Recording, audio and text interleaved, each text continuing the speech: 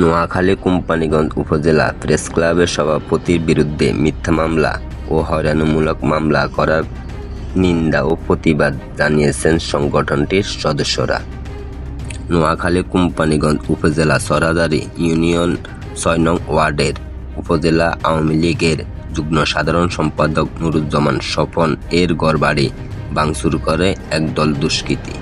ঘটনাটি ঘটে ১৩ নভেম্বর এশার নামাজের পর রাত ৮টার সময় নোয়াখালী কোম্পানীগঞ্জ উপজেলা চরফকিরা ইউনিয়ন এর দুর্গম শহরে দিয়ারা বালুয়া গুচ্ছ গ্রামে চাঁদা না পেয়ে সন্ত্রাসীদের ছুরির আঘাতে ইউনুস আলী নামের একজন নিহত ও ৩ জন আহত হয়।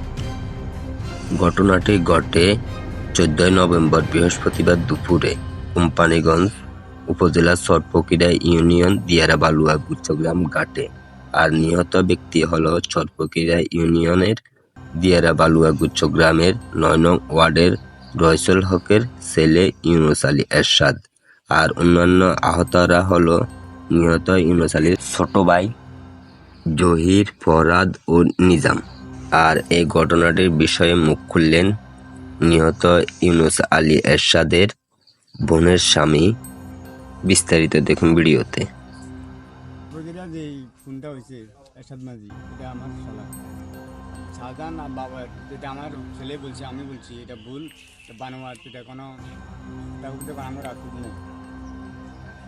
যে মনসুর বাবর ভাই এবং যে শাহজাহান ভাই যে জড়িত ছিল, আপনাদের বক্তব্য ছিল এটা কি মিথ্যা না সত্য? এটা মিথ্যা, মানে ওনারা জড়িত ছিল না না না, এটা বলবে না, এটা ভুল বুঝে, এটা বলছে, আমরা অনেক কথা শুনে বলছি ভুল, সাধারণ ভুল। আপনি আগে আপনাকে ভুল বোঝানি হয়েছে, ভুল বুঝেছে এই তো।